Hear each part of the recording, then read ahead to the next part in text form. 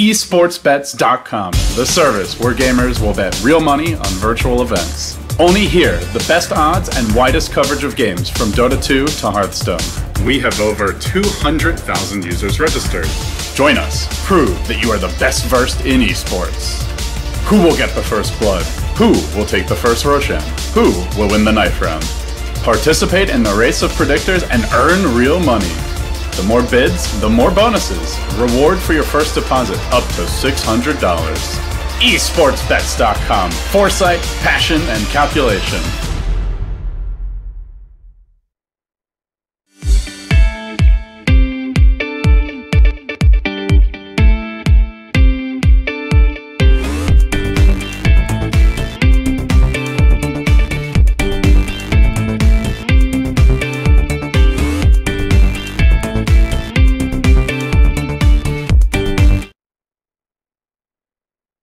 Alright, ladies and gentlemen, we're back with the final series between Strifecro and Stancifka in the StarLadder kickoff season for Hearthstone Heroes of Warcraft. Now, we've seen these two players play before where Stancifka kind of soundly defeated his opponent Strifecro.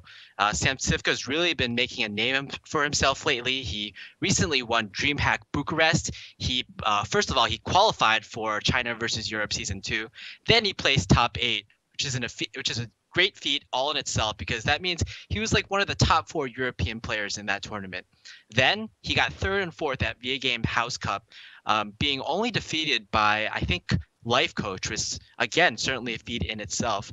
Now Strifecro, on the other hand, he hasn't been going to that many tournaments. He hasn't been performing as well as he has in the previous few months or a few years of his career, but he's still a force to be reckoned with. Unfortunately, Caldi will not be joining me for the rest of this cast. He had to go, unfortunately, but we're going to continue on with, oh my god, this is going to be Malagos Lock versus the Echo Mage. Echo Mage is actually a deck I've been playing a lot with on ladder lately. It was a deck that was popularized by a player by the name of Root Nevels on Team Root, of course, and it's a deck that it's a deck that's a lot better if your opponent doesn't know what's coming. But now that Strifecro has seen what kind of deck this is, he can kind of play around certain things. Unfortunately for Stancifka, though, his hand just isn't that great right now. Normally what you want, and in the guide that Nevels writes, what you want is basically you want your mad scientists in this matchup, you want your arcane intellects, and of course duplicate is okay, but like you might not even want to play it. For example, if you draw into a mad scientist on the next turn, or you're forced to play a doomsayer, for example, it's just not the best, and you that's one of the reasons why you might not necessarily want to play the duplicate right now. But also interesting is that we see 2 Blizzards in this deck, and the original list by Nevels actually doesn't have Blizzard. So this is kind of like Stancifka's own take on this particular archetype. On the other side, we have Strifecro. He's playing his, like, I would want to say standard Malagos Lock, but we've seen in the previous series that this deck actually has Jiraxis in it. Kind of Strifecro's very own flavor. I think one of his issues was that sometimes this deck just runs out of steam, but Jiraxis is kind of like the perfect card, the perfect answer for that. It's pretty much in one card, it's the most value that you can get, and that's what allows Strifecro actually to just Hellfire or to Soulfire random creatures in order to get back the board, even if he has the threat of discarding Malagos. Even if you don't discard Malagos, sometimes when you Soulfire, you're kind of getting rid of your win condition, which is basically Emperor Thorazane into Malagos, Dark Bomb, Soulfire. But now that he has Jiraxis in his deck, he's not afraid of even getting rid of that Soulfire. So right now we see Strifecro just playing for board. He's just developing his minions, getting some taps here or there. And again, Stancifka, he just kind of has a pretty terrible hand right now. Nothing that he can really play, but now that I think about it, because you have the 2 Blizzards in your deck and even in your hand, perhaps Stancifka is cutting a lot of cards like those Mad Scientists just to fit even more value out of his deck. And I would have to say it's usually okay against slower matchups, but this deck, even though it's one of these slower decks, because Strifecro has gotten such a great draws with the double Twilight Drakes, he's actually doing pretty well. It's putting a lot of pressure onto Stancifka right now, who can only okay, I guess he can.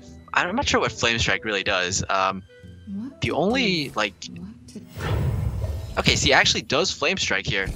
That's really interesting because I would have suspected Blizzard was like almost sure go, but I have to think about it. And I guess what's he playing for? I think he's going for, because he's drawn the second Flame Strike, he's going for double Flame Strike, which is like would be a way to clear this board.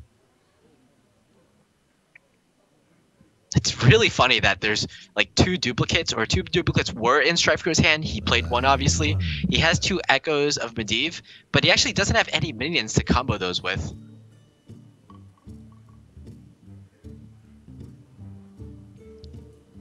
It'll be actually really important for Strifecro for Stancifka to eventually draw into that ice block. It's certainly what he needs against this type of Emperor deck. I think Strifecro, from that coin Flame Strike, he can kind of read into the fact that there's going to be a second Flame Strike coming. But first of all, that's so rare, and second of all, I don't think he can play around that. And like we said, like because Stancifka has not drawn a second ice block now, like even though he can get the Molten Giants out, he's in a lot of danger here from dying in the next turn. And actually, I believe that's just game. There's nothing that Stancifka can do right now. From the soul, like against the Soulfire and Strifecro's deck. So Strifecro just kind of like aggroed down this Echo Mage. He certainly seems pretty happy about this. I mean, all he can do is stall out with a Blizzard, but Soulfire is gonna come down. But you know what? The bright side of it all is that we're gonna see Stancifka play another game with this Echo deck. Strifecro actually is gonna take some time here, because he thinks that perhaps this is going to be an ice block, but now that he sees that the secret is duplicate, he's so surprised. Look at that from Strifecro. He's like, oh my god, that was duplicate. You're just dead. And Strifecro is going to take the first game with this Malagos Warlock, which if you've been paying attention to Liquid Hearth power ranks, he rates this as the number 1 deck in the metagame over even Patron Warrior, which everyone else has been saying is the #1 deck. So Strifecro, he certainly brought a very good deck here. This deck was also very successful at DreamHack Summer, so I can see the reasoning behind bringing this deck in. It's also really strong because of the metagame. There's so many handlocks. Also, this deck is really good. Not really good, but pretty good against Patron Warrior. So all around, it's a pretty good deck to bring to a tournament like this. Maybe not the best on ladder, perhaps, because there's not too many Patron Warriors, not as many handlocks, but in a tournament setting, it certainly will shine.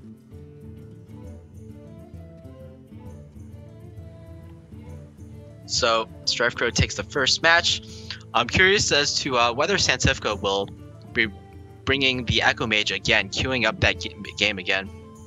Stancifka, of course, recently joined Luminosity Gaming. Of course, that's not the Luminosity that I think most people know, that the website that like trains your brain. It's actually an esports organization that has a lot of teams and a lot of disciplines. Along with him on the team are players like Ignite and Impact. Now, a lot of players, they might not know these players because they're fairly lesser known players and they don't stream as much. But they're like, if you ask anyone behind the scenes, Impact and Ignite are like kind of the 2 hidden gems in the Hearthstone community, because not only like do they have decent results, but they're usually the 2 players that are behind a lot of other players' results. Impact makes a lot of decks for people, and Ignite, he also does that, and he's also a great practice partner from what I hear behind the scenes. Strifecro doesn't care about all of that though. He's on Cloud9, probably the one of the most like dominant teams of all of esports. We're gonna be seeing Stancifka queuing up the priest here. That's actually really interesting because I was actually watching Stancifka play against Kalento, and Kalento is actually usually the player that's known for bringing priest. These days, like Amaz never brings priest to tournaments. Who else? Like pretty much no one brings priest except Kalento, but we're seeing like another potential priest player here in the form of Stancifka, and I have to say this probably is a matchup that he wanted to get. I think the priest will match up fairly well against the tempo mage if you can draw the Akanai circle combo, and as we can see from Stancifka, he already has half of that. So it's already pretty good. Not only that, but he has the Shadow Word Pain, which is actually really good in this matchup, especially against Flame Walkers, which you usually have a hard time killing. Another thing is to consider is that the Cabal Shadow Priest is also very good against the Flame Wakers. Excuse me. Stancifka is going to be really happy to see Strifecro just passed. From playing in the previous series, Stancifka already knows that this is a tempo mage, so if you're pinging on turn 1, not a lot of tempo to be gained there, I have to say. Job done. Okay, Coin Thoughtsteal, I think this is actually pretty good simply because the tempo mage has a lot of low curving cards, and we've already seen Strifecro hasn't played a lot of those cards in the first 2 turns, so it's very likely that he'll get good value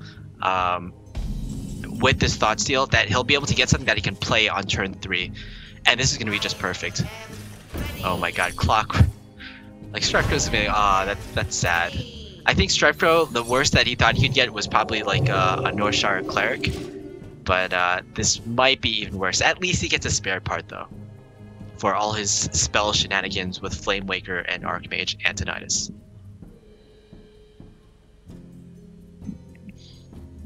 Oh man, do you just Flame Cannon this down? You can just go for developing the board, but then the 2/3 minion just gets such a good trade off of your minion. And it's interesting here that Strifecro, he's valuing these flame cannons more than his more than the frostbolts, and I think what that says to me is that Strifecro kind of has the read that there are a lot of 5 HP minions in the priest deck, specifically Akanai Soul Priest, Sludge Belcher, and the and Cabal Shadow Priest. And with the Flame Cannon combined with a ping, that's just perfect to take out those cards. Whereas I think Frostbolt you only really want to use on Northshire Clerics. The Frostbolt plus the ping, it doesn't really kill off anything too much because there are not too many 4 HP minions in Priest. It's also funny that pretty much no one runs the Dark Cultist anymore.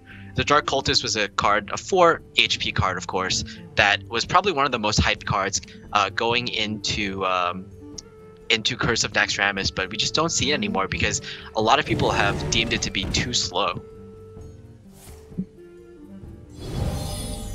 Strifecro just going full phase here. He doesn't really have too much of a choice, to be honest. He just has to develop his board as much as possible because he just has a lot of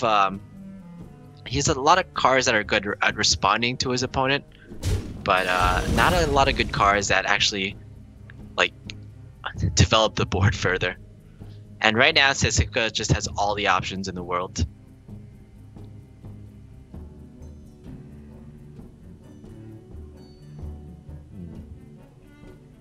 Well, the reversing switch can get a free kill off of the mirror image, or yeah, the mirror image, but I don't think he necessarily wants to use it this turn. On the next turn, it can be pretty huge for Strifecro, who will probably calculate that this mirror entity will be able, or this mirror image will be able to tank at least some damage. Emperor Thorzen is a pretty good draw here. I think Strifecro probably would have liked different cards in his hand for this Emperor, but I think again this is what he'll have to do with. Clearing the board, is that an option? I don't like it as much because you don't necessarily get too many clean trades. Like normally, as I was referring to, you normally have the Flame Waker plus plus the hero power. But there's actually there's 2 minions that have 5 HP here. So that's going to be kind of difficult. Instead, the Fireball, that's a bit unexpected. So typically Fireball is a high value card in this matchup, but I think Strifecro was just going for the guaranteed the guaranteed damage on that, or the guaranteed kill on that Sludge Belcher. If he had hit the and he just wanted to get that 4 damage into his opponent's face. If he hit the Mechanical Yeti, sure, that would have been a good kill with the Flame Cannon plus Hero Power, but it wouldn't actually change too much, and he wouldn't be able to get that 4 damage in. Really leveraging that Mechanical Yeti because it's the only real threat that he has currently. So with a Wild Pyromancer plus like any spell, for example the Reversing Switch, Stancifka can clear out this board, and that's certainly what he'll do. I think Stancifka at this point, he's making the read that his opponent just really wants to get damage in with that Mechanical Yeti. So if you can remove the Yeti, why not do it? Now 3 spare parts for Strifecro. So if we see something like Antonidas or Flame Waker being drawn, that could be pretty impactful. But again, this hand, like when you're facing off against the Priest and the Priest has stabilized like so well going into turns like 7 or 8, you're going to be in a lot of trouble because on turn 8, it's going to be like the turn where your opponent can Shrinkmeister plus Cabal, which we know is a combo that is in Stancifka's deck.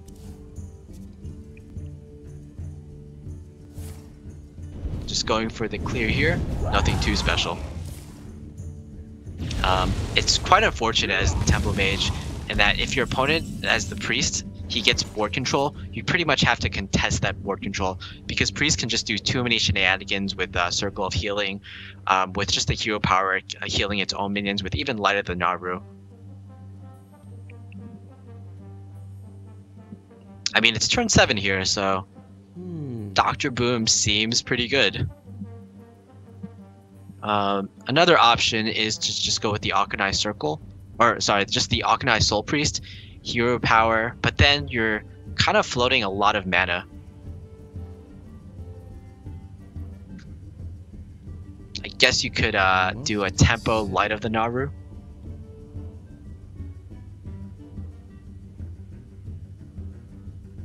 Another interesting card here is the Light Bomb, which previously Light Bomb was only used in like what's called like the Chinese Light Bomb priests, but pretty much every priest has at least 1 copy of that card now, simply because of Grim Patron. It's pretty much the best card in the entire game that priest has access to against full patron boards.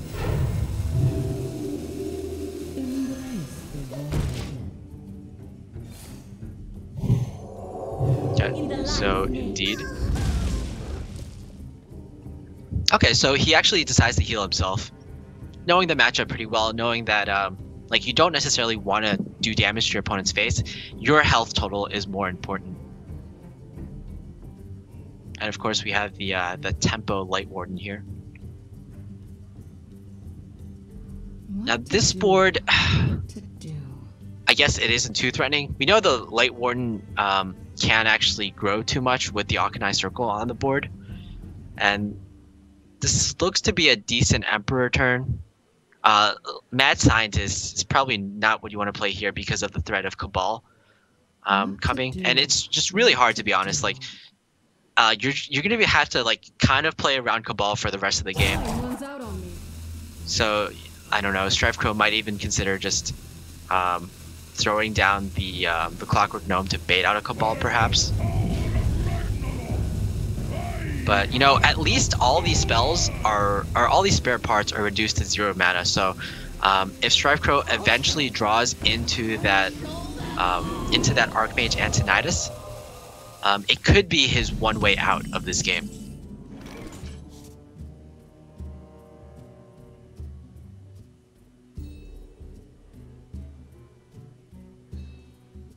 So Shadow Word Death looks like the obvious play here. When you're thinking about minions that are in this Tempo Mage deck with 5 attack or more, you're thinking maybe Lotheb, but then you have Emperor, Dr. Boom, and Archmage Antonidas. So I think whether Stancifka used the Shadow Word Death right now depends on what he's thinking. Like, is he thinking, if I use the Shadow Word Death now, do I have an answer for Dr. Boom or Archmage Antonidas later? And now that he's drawn this Fireball from the Thoughtsteel, if he decides he can't deal with a following Dr. Boom or Archmage Antonize, he might just go for the Fireball here. Of course, though, the more mana efficient play is going for the Shadow Word Death. And you know what? He still has options to take care of an Archmage, to take care of a Dr. Boom with the Fireball plus Frostbolt combo. So that's not too bad. And in worst case scenario, Light Bomb is also another answer to Dr. Boom. Strifecro can kind of make the read that there's no Cabal Shadow Priest in the hand of Stancifka, but you know what? He draws like the key card of Archmage Antonidas. Mad Scientist is it's gonna be kind of a Nello 2-2 here because it's not gonna get the second mirror entity out. Stancifka will almost certainly play around that one. I wonder. This is gonna be a risky flame cannon here. Oh, he doesn't get the one that he wants, so unfortunately the Arcanized Soul Priest will stay on the board.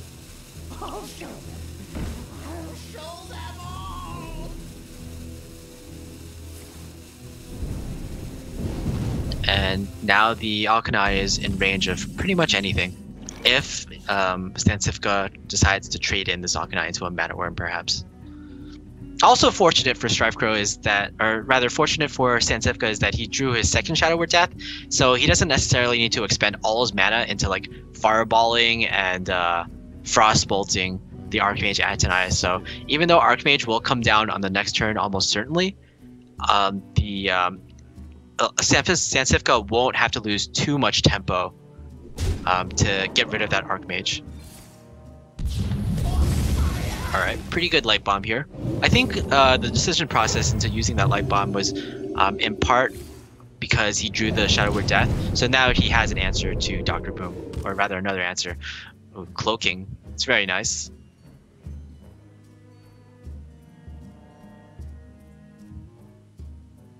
So 4 Fireballs are going to be drawn here. Pretty good, I'd say. You require my assistance?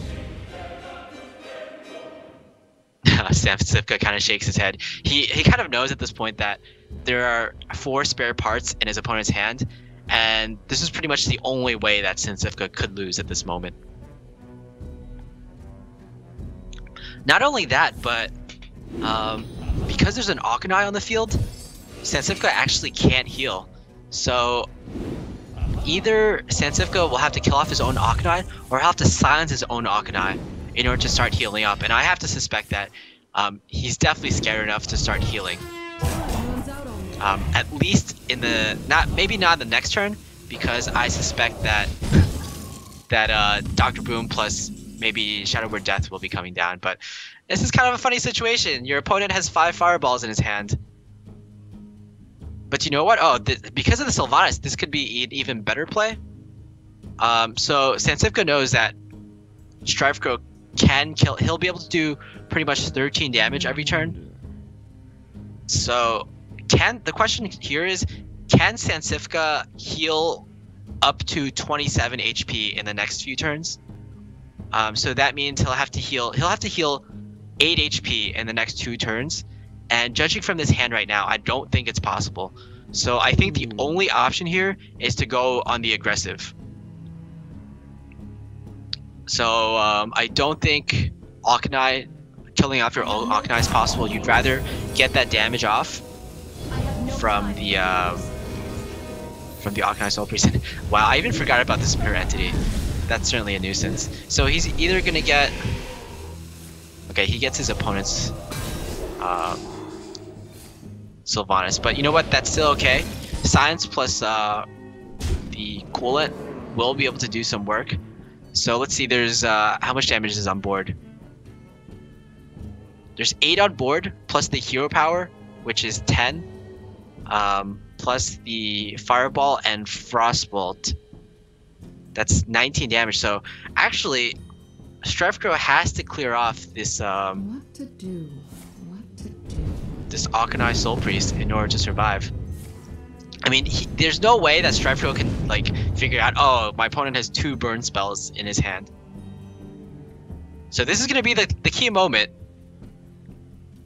This ping decides the game, and it looks like Strifecro is going for the right play, killing off the Akanai Soul Priest, and Stancifka is going to definitely be looking to be pretty sad right now. Not even something like Holy Fire would save him at this point.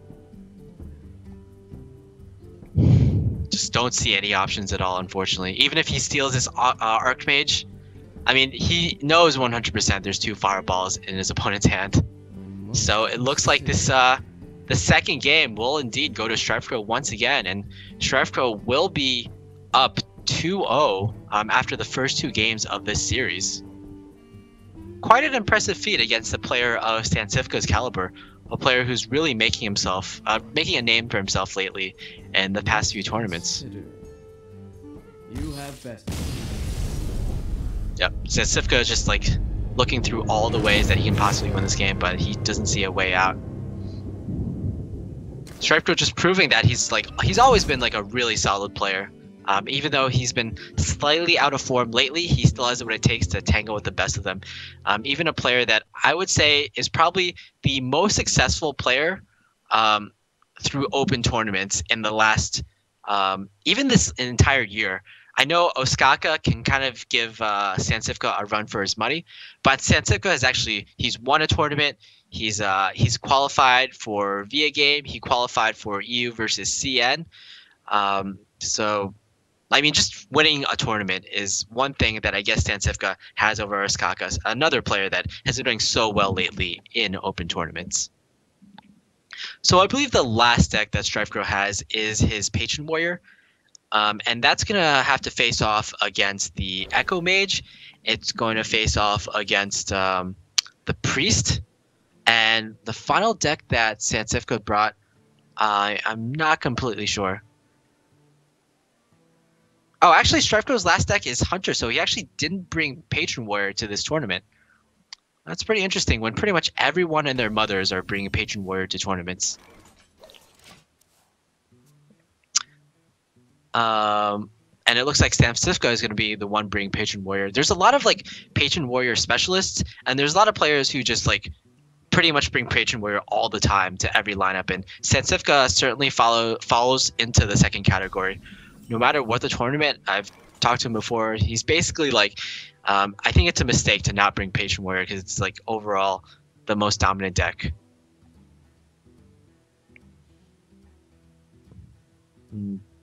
This matchup can get a little hairy, especially because the Patron Warrior, he doesn't have the Fired War Axe.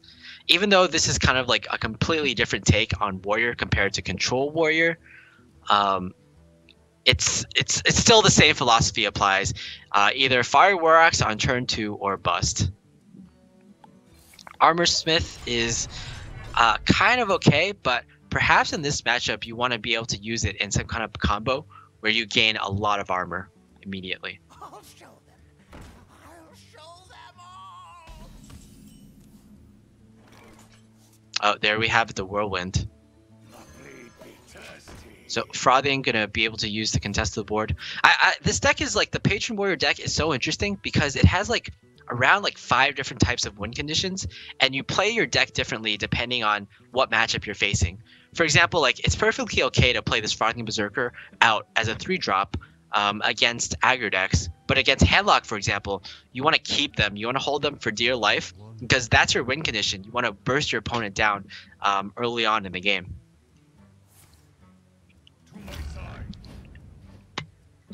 It's just like, for example, in the Miracle Rogue days of old, where pretty much if you're the Miracle Rogue player and you're playing a control deck, you want to save your Shadow Steps for the Leroy combo. But if you're facing off as an aggro deck, you want to use your Shadow Steps to perhaps bounce back Earth Ring Farseers or SI Agents.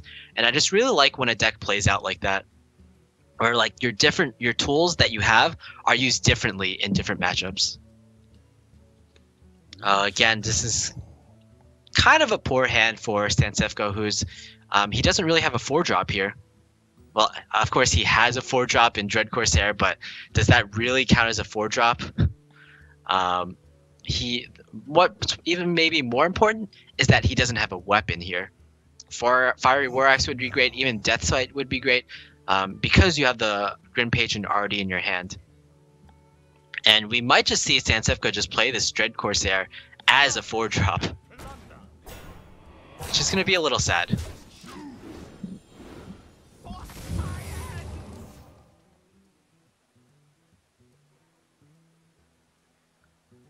And Strifecro shows no signs of stopping right now.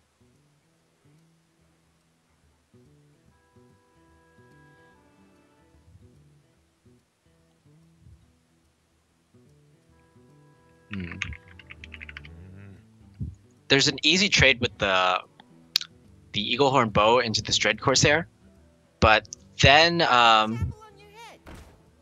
Stancifka would be kind of playing off curve. So he goes for, of course, he has the coin. He goes for kind of the more value play, using a Ball's Mana. But what that means is he won't be able to use his high main on the next turn.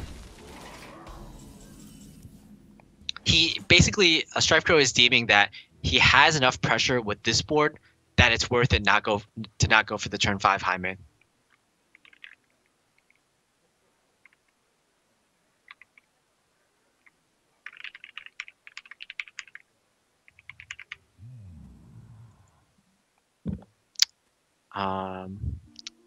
Again, just not very good, many good options here. Yeah, when you're slamming a minion just to do 2 damage, it doesn't feel the greatest, but you can kind of think of it like as a Dark Bomb, right? And unfortunately, that's what he's going to have to go for.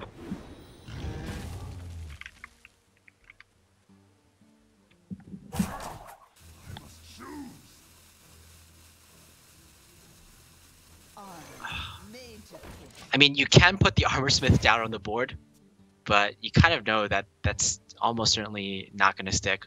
What that does mean is that unless Strifecro wants that Armorsmith bounce back, then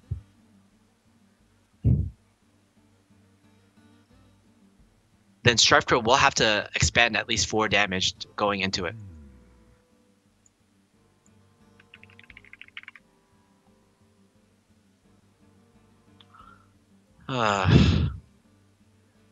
Knife juggles can be kind of hairy too, and you don't necessarily want to use your bow here due to having such good synergy with the trap that's already on the board. Okay, that was a good juggle. So now pretty much Strifecro can easily clear this Armorsmith now. And Strifecro, of course, he uses his weapon because he doesn't want his opponent... He already has another weapon in his hand, so the effect of the Eaglehorn Bow isn't as important.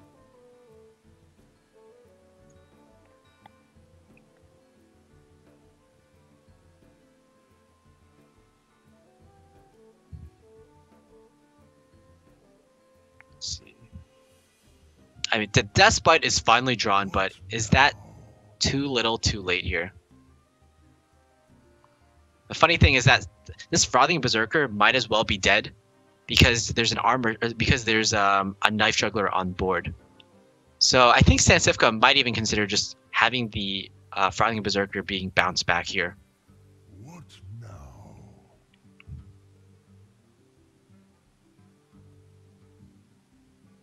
Yeah, you might as well get a Frothing Berserker that just might die anyways.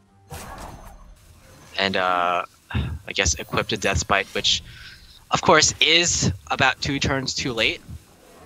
And now that Savannah High Main is coming down, it's going to be really difficult. If Stancifka is forced to use his face to clear off this High Main, especially because of the kill command in hand, because of the extra damage that the Leper Gnome will do, I just don't see much of a good way for Stancifka to come back into this game. Inner Rage, I guess this helps you create more patrons, but it doesn't help you. It doesn't really help you get too much more armor, except if you play the Armorsmith and use the Inner Rage, and you get 1 more armor. Actually, you get a little more armor because of the patrons will spawn 1 more patron because of the Inner Rage. But still, considering all of that, I still don't think it's enough. Stancifka will try to make the best of it, however, though. Okay, so execute here. So with execute, he doesn't have to take as much damage, and this sets him up for a board that it's kind of threatening. But even though Stancifka has taken not that much damage, we still have to consider that he's kind of running out of cards at the moment. I wonder what trap this is. If it's oh, it's freezing trap, so it's not that good. There's actually a possibility there's a definite possibility for Stancifka to turn this around with that play. Didn't really consider not playing the Armor Smith, but now that he got an easy execute there, this actually is looking pretty good. This is okay. So I wonder if the Abusive Sergeant is played. If he doesn't play it, if he plays it, it'll be kind of risky here. But I think Strifecro, because of the Grim Patrons on the board, Strifecro knows that Hunter doesn't have a really good way to kill Patrons. So this might be his only way to finish off this game. Just by smorking the face.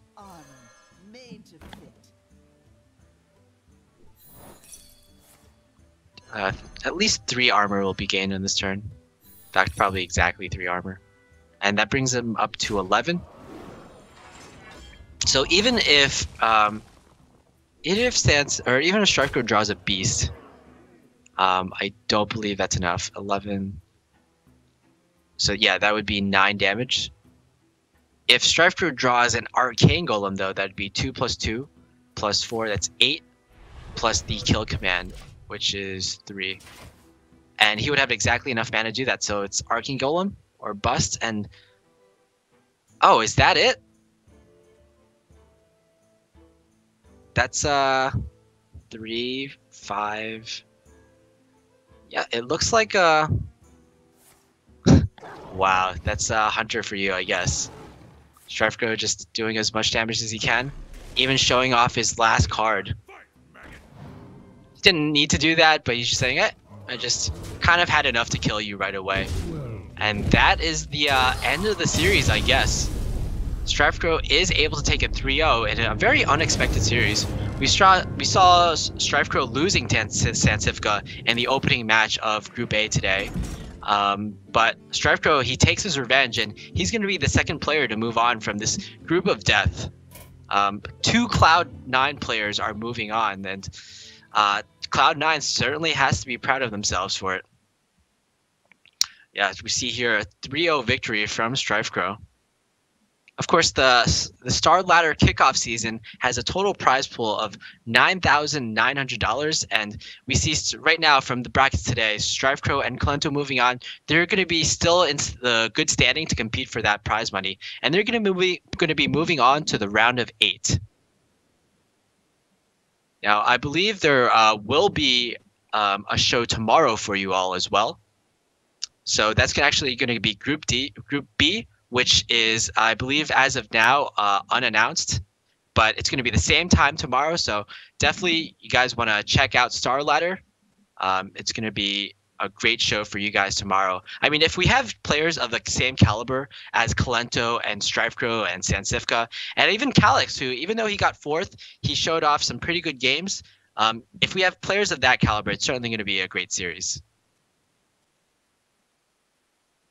Of course, thanks to our sponsors as well.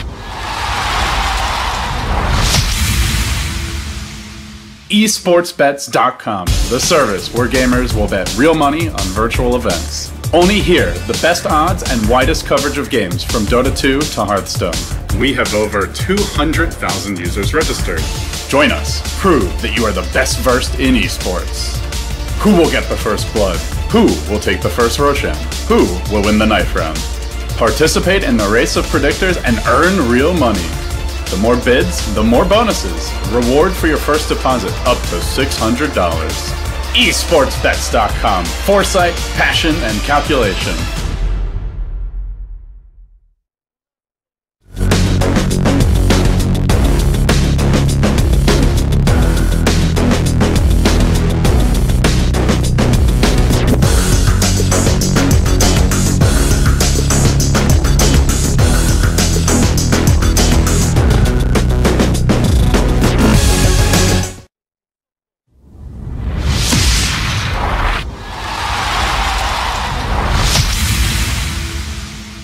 esportsbets.com, the service where gamers will bet real money on virtual events. Only here, the best odds and widest coverage of games from Dota 2 to Hearthstone. We have over 200,000 users registered. Join us. Prove that you are the best versed in esports. Who will get the first blood? Who will take the first Roshan? Who will win the knife round? Participate in the race of predictors and earn real money. The more bids, the more bonuses. Reward for your first deposit up to $600. esportsbets.com. Foresight, passion, and calculation.